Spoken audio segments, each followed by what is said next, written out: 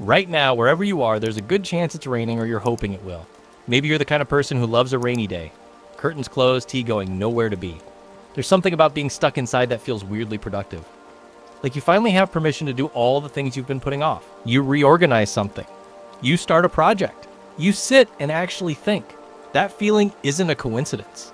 And it isn't modern. 50,000 years ago, back when no one had curtains or coffee, your ancestors were sitting in exactly the same position. They were trapped inside. They couldn't go outside. They were waiting for the rain to stop. And in those moments, when they felt most helpless, something was always happening. They were inventing something. They were creating something. They were remembering something. Rainy days may be one of the most underappreciated events in human history.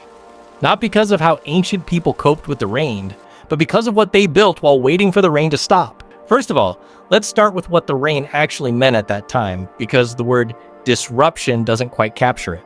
A wet person loses body heat 25 times faster than a dry person. 25! Not just a little faster, not twice as fast. 25 times faster. Without proper shelter or waterproof clothing, a rainstorm at temperatures below about 50 degrees Fahrenheit, which describes most high-altitude regions of Africa after dark and much of Europe for much of the year, can lead a person to hypothermia within a few hours. Not days, hours! In other words, the rain was no ordinary weather event. It was a situation that arose without any warning and posed a danger to human health. Then there are the flood disasters. Caves, rock shelters, and large tree hollows.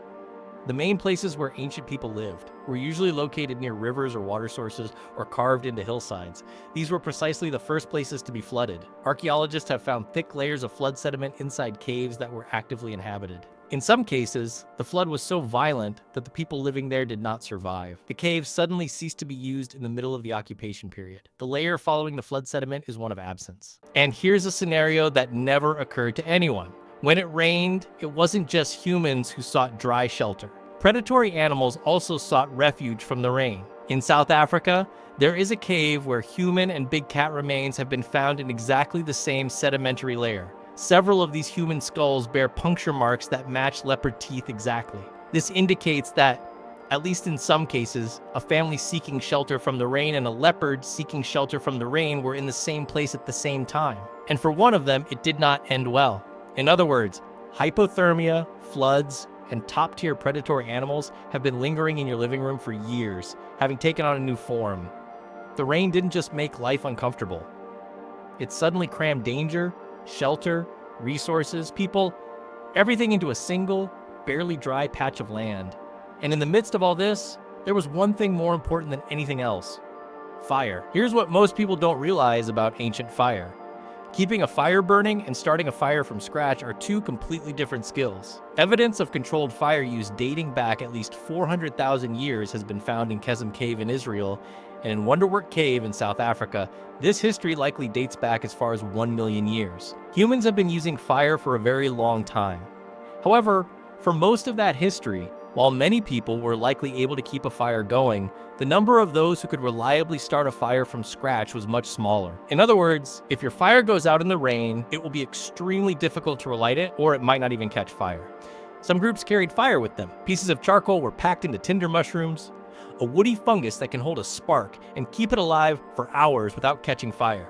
We learned from the evidence that this was not just a theory.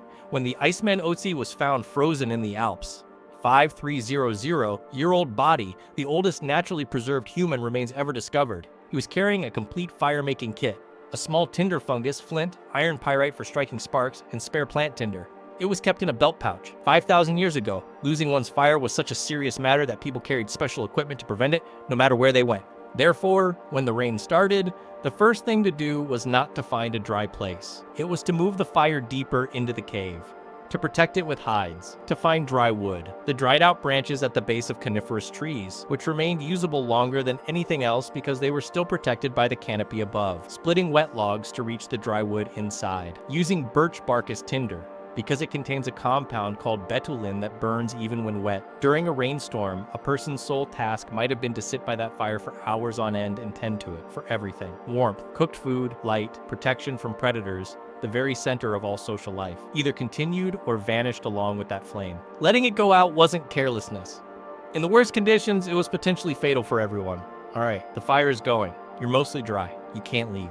You have nothing to do, so you make things. Archaeological findings in caves and rock shelters are extremely clear on this point. Stone tools from every stage of production, flaking debris, tiny, razor-sharp particles that fly off while shaping flint, is found concentrated at specific points right near where the light of the fire could reach. One might say this is exactly where someone would sit when they had good light and plenty of time. This pattern is so consistent and has been repeated at so many excavation sites over thousands of years that the evidence is almost identical. Rainy days meant time for creativity. However, their work wasn't limited to just stone carving. At Blombos Cave on South Africa's southern coast, archaeologists discovered what they believed to be a workshop, a site that is 100,000 years old. Abalone shells used as mixing bowls, ochre ground into a fine powder, bone tools used for mixing and applying the pigment. This wasn't just someone randomly applying color to something. It was a production activity involving specialized equipment and a consistent process. Someone had developed a system and carried it out. They likely invented it while the rain was pounding against the rocks outside. Then there are the needles. Bone needles with small holes drilled into them. They're so thin and delicate that if you were to take one out of a modern sewing kit, you could say they're practically the same. They first appear in historical records about 61,000 years ago in South Africa and later in Europe and Asia. You can't make a bone needle while something is chasing you. You make it when you have hours to spare, peace of mind, and patience. Prolonged periods of inclement weather led to the emergence of this needle. This is where things get really strange. At a Neanderthal site in France called Abri du Maras, researchers discovered a piece of twisted plant fiber cord dating back approximately 52,000 years. It is the oldest direct evidence of cord discovered to date. It wasn't from a modern human settlement. It was from a Neanderthal settlement. Meanwhile, at the Hohle Fels cave in Germany, a 35,000-year-old tool carved from mammoth ivory was found, with 4 holes and spiral grooves, specifically designed to turn plant fibers into string. Someone didn't just make string, they built a machine to make it. If these kinds of questions, the ones that began 50,000 years ago and have caught up with you at some point this week, are the kind you'd like to see more of, this channel covers these topics every week. Subscribing takes just a second and is actually much more helpful than you might think. Just imagine what a rope actually makes possible. Building more secure shelters, traps and snares that keep animals away while you sleep, tools tied to handles so they don't break when they swing, even carrying loads you couldn't lift by hand. An almost innumerable amount of human technology is, in fact, nothing more than rope arranged in different ways. And the first person to seriously develop this technology almost certainly did so because they were trapped indoors by the weather, had nothing else to do, and were running out of time. And they weren't just making tools. They were also creating comfort. In Sibudu Cave in South Africa, archaeologists discovered bedding materials dating back 77,000 years. This couldn't have been just a pile of leaves thrown together for a single night. It was a truly layered bedding arrangement. Reeds, cane, and grasses carefully arranged. The top layer consisted of Cape laurel leaves, a natural insect repellent. The bedding was periodically burned and replaced with fresh material to keep it clean. 77,000 years ago, people were already fighting off pests. They weren't just surviving in that cave. They were making it as livable as possible. They were turning it into their home. Here, the story shifts to a subject other than mere survival. After all the tools had been sharpened, all the ropes twisted, and all the bedding arranged, when there was truly nothing practical left to do, some sought out even different pursuits. Not into the depths of the cave to keep warm, but deeper still to paint. The Chauvet Cave in southern France contains paintings that are approximately 36,000 years old. Lions in motion, horses with muscles visible beneath their hides, rhinoceroses that convey a realistic sense of weight. These are not merely rough sketches. They are anatomically accurate depictions based on observation. They were created by ancient people who observed these animals for thousands of hours and then brought them to life on rock walls. Under the light of a fire, underground, in complete darkness, after having to crawl through narrow passages to reach them. On the island of Sulawesi in Indonesia, figurative cave art dates back at least 45,000 years and is currently the oldest known example in the world. These works were found deep within cave systems, quite far from any entrance. Here's a detail that no one knows or talks about. These paintings aren't near where people lived. They aren't in the sheltered entrance where you cooked and slept either. They're located deep inside the cave, hundreds of meters in chambers accessible only after passing through narrow passages, a journey that required planning, effort, and lamps burning with animal fat just to reach them. You wouldn't go to such lengths when the hunt was going well and the sun was shining. You embark on a project like this when it's been raining for 2 days, you've already taken care of everything else, and the only option left is to grab a lamp, head deep into the cave, and do something that serves no immediate purpose. It is difficult for us to prove that cave art was an activity carried out on rainy days. However, its geographical location tells us something important. The most labor-intensive creative works produced throughout all prehistoric periods of human history were carried out in places that required the most time to reach and where there was the least sense of urgency. This combination only emerges when one is stuck in one place and cannot move anywhere. And then there's what happened when 15 or 20 or 30 people were trapped together with nothing pressing to do, and they just started talking. In 2014, anthropologist Wiessner published a study comparing daytime and nighttime conversations among the Jew/Honsi Bushmen in the Kalahari Desert. Daytime conversations focused on practical matters, resources, logistics, and disputes. At night, however, gathered around the fire, more than 80% of the conversations took a different turn, just as they do today. Stories, songs, past events, possible future events, and gossip. The light of the fire further encouraged people to share what they were willing to tell one another. It softened their faces, reduced the social tension caused by direct eye contact, and created an atmosphere close to a confessional, one where people truly opened up. This transition from practical communication to storytelling likely took place tens of thousands of years ago, around ancient campfires, when no one probably knew how to write even a single word. And what was shared was not entertainment for comfort, as we understand it today. This activity was what kept people alive for generations. For example, places where water sources dried up in late summer, which plants were deadly and which were not, how an animal would behave when cornered, the location of high-quality flint deposits within a 3-day walk. It was precisely in situations like these that a survival manual, transmitted from mind to mind through speech, served as a guide. Here's a figure that puts this into proper perspective. The oldest known oral traditions, corroborated by actual geological events, are the stories of the Australian Aborigines describing sea level changes that occurred approximately 7,000 years ago. These stories have survived to the present day, solely through people retelling them to one another over the course of 7,000 years, from generation to generation.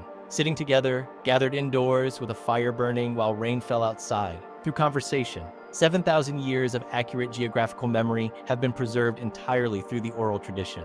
This kind of cultural resilience doesn't develop by chance.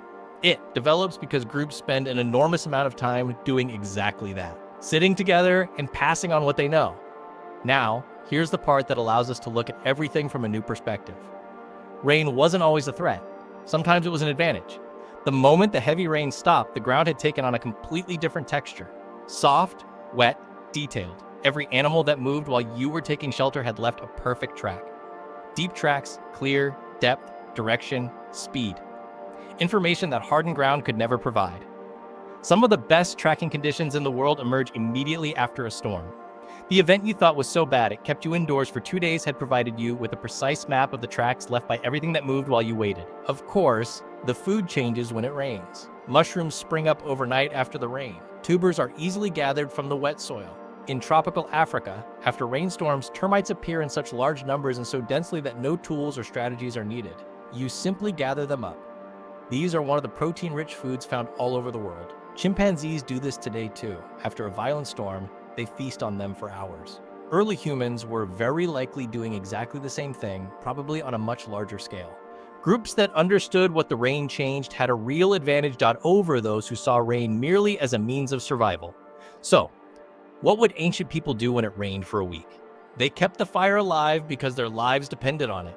They made tools they couldn't rush on clear days. They sewed clothing with needles thin enough to thread. They invented rope, then invented a machine to make rope faster. They built bedding they'd sleep on for years. They went deep into the dark and painted animals on cave walls from memory. For reasons we still don't fully understand, they told each other stories that would be repeated, unchanged, for 7,000 years. And when the rain finally stopped, they walked outside into soft ground covered in perfect tracks and immediately got back to work. Rain didn't hold them back. It built them. And here's the thing. The next time you find yourself stuck at home on a gray, aimless afternoon, when you start that project you've been putting off, or have a conversation that's deeper than usual, or sit down and actually create something, that's not a waste of your time. It's something much older than you, simply going about its business as usual. Thanks for watching. If questions like these help you see something familiar from a completely different angle, subscribe. A new video is released every week. And seriously, what's the most useful thing you've done or discovered on a rainy day? Share it in the comments.